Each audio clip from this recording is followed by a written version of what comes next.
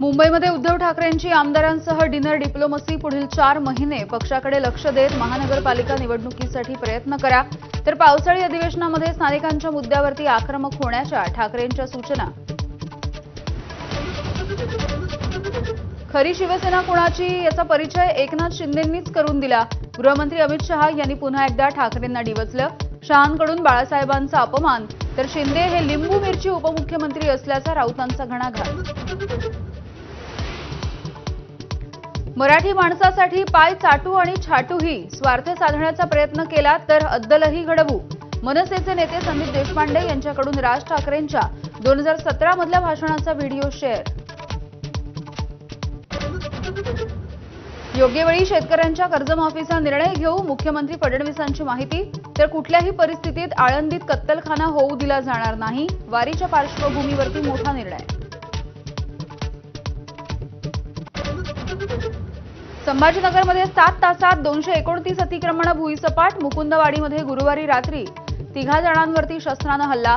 कारवाईच्या विरोधामध्ये मुकुंदवाडी परिसरामध्ये स्थानिकांचं आंदोलन। निवडणूक झाल्यानंतर 45 दिवसात सर्व फुटेज नष्ट होणार। केंद्रीय निवडणूक आयोगाचा मोठा निर्णय। फुटेजचा गैरवापर करून चुकीची माहिती पसरवल्याची शंका।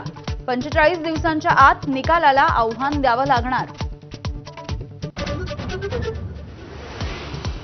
आळंदी संस्थानचे प्रमुख निरंजन नाथ यांची पोलिसांसह माध्यमांवरती मुजोरी। पुण्याच्या भवानी पेठेमध्ये पालखी दाखल झाल्यानंतरचा प्रकार। निरंजन नाथ यांनी माध्यमांवरती व्यक्त केला संताप।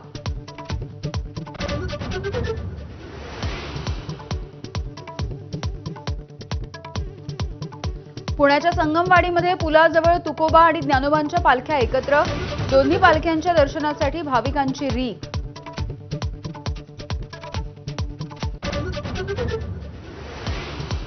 अकराव्या जागतिक योग दिनाच्या निमित्ताने पंतप्रधान मोदींचा विशाखापट्टणममध्ये 5 लाख लोकांसोबत योगाभ्यास। लहानांपासून वृद्धांपर्यंत नेत्यांपासून जवानांची सुद्धा देशभरामध्ये योगासनं।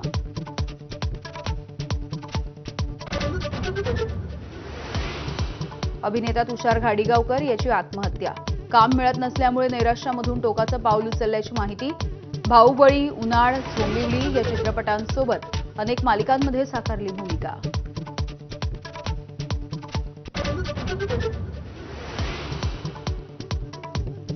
आणि शांततेच्या नोबेलसाठी पाकिस्तानकडून अमेरिकेचे राष्ट्राध्यक्ष डोनाल्ड ट्रम्प यांच्या नावाची शिफारस तर आपल्याला नोबेल मिळणार नाही, लोकांना सारं माहिती आहे, ट्रम्प यांचं वक्तव्य।